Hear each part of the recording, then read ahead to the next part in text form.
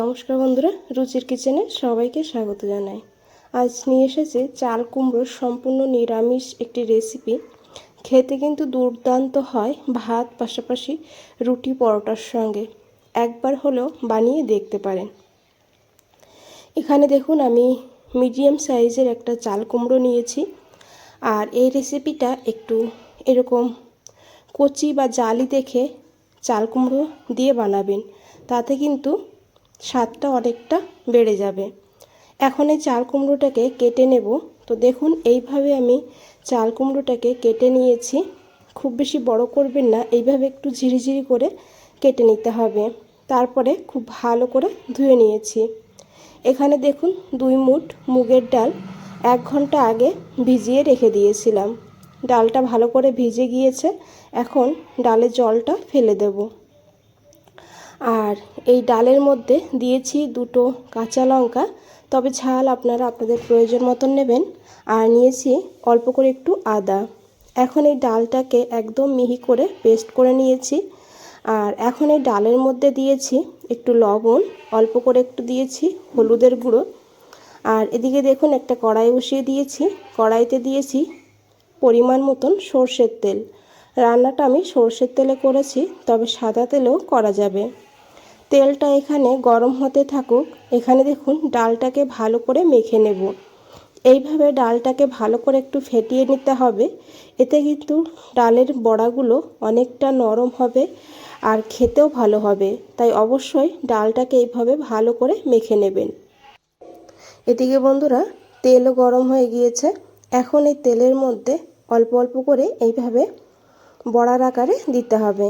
আমি এখানে অল্প করে দিয়েছি, মানে বড়াগুলো কিন্তু ছোট করে বানাতে হবে।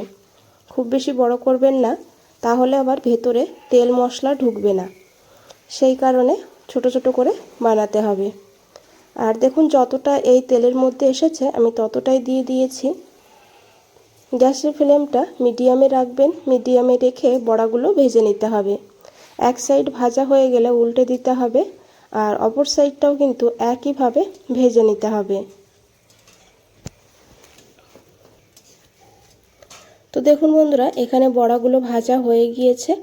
আর এখন এই বড়াগুলোকে তুলে নেব। আর বাকি বড়াগুলো একইভাবে ভেজে নেব।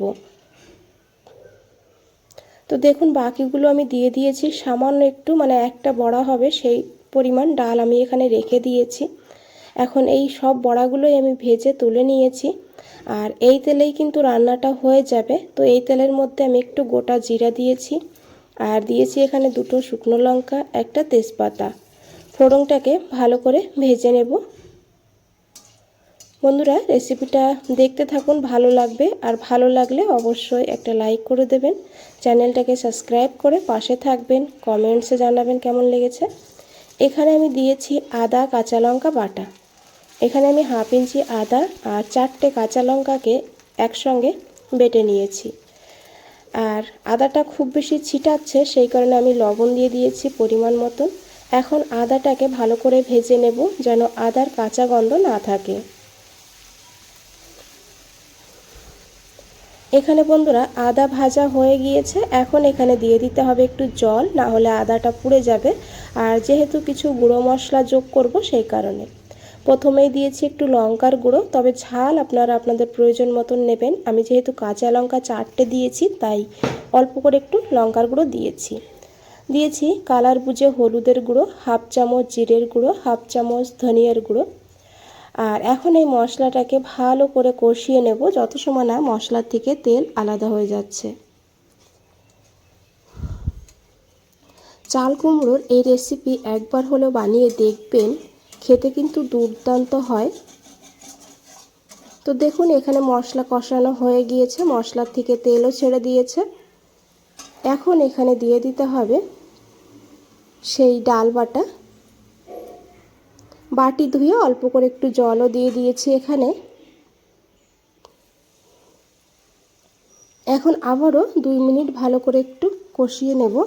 ডালটা একটু ভাজা ভাজা হলে খেতে কিন্তু বেশ ভালো হবে আর খুব সুন্দর একটা সুগন্ধও বেরোবে। তো দেখুন মশলা থেকে কিন্তু পুরোপুরি তেল ছেড়ে দিয়েছে। এখন এখানে আমি সেই চাল কুমড়োগুলো দিয়ে দিয়েছি। এখন খুব ভালো করে মশলার সঙ্গে কষিয়ে নিতে হবে চাল কুমড়োটাকে। গ্যাসের ফ্লেমটা এই সময় বাড়িয়ে দেবেন।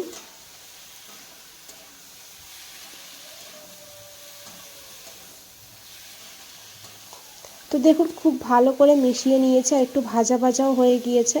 এখন লো ফ্লেমে ঢাকা দিয়ে প্রায় 5 থেকে 6 মিনিট রেখে দেব।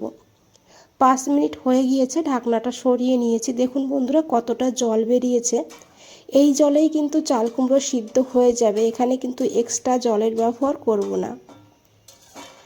আর এখন খুব ভালো করে মিশিয়ে নিয়ে আবারও ঢাকা দিয়ে রেখে দেব 5 মিনিট।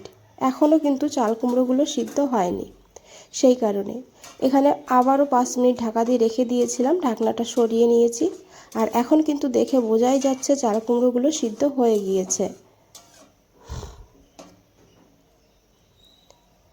আর এখন এখানে দিয়ে দিতে হবে ভেজে রাখা সেই বড়াগুলো, আর এরই সঙ্গে দিয়েছি একটু চিনি।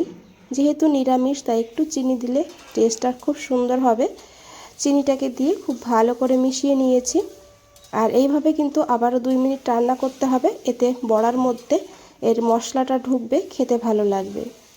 এখন এখানে আমি 4টে কাঁচা লঙ্কা দিয়েছি সুন্দর একটা ফ্লেভারের জন্য, আর দিয়েছি এখানে 1 চামচ ঘি। আপনারা চাইলে একটু গরম মশলার গুঁড়ো এখানে দিতে পারেন। দিয়ে খুব ভালো করে মিশিয়ে গ্যাসটা বন্ধ করে দিতে হবে। রান্নাটা কিন্তু খুবই সাধারণ আর সিম্পল, তবে খেতে কিন্তু অসাধারণ হয়। একবার হলো বানিয়ে দেখবেন। আজ তাহলে এই পর্যন্তই, ফিরে আসছি নতুন কোনো রেসিপি নিয়ে। ভালো থাকবেন, সুস্থ থাকবেন। সবাইকে অনেক অনেক ধন্যবাদ এত সময় ধৈর্য ধরে রেসিপিটা দেখার জন্য।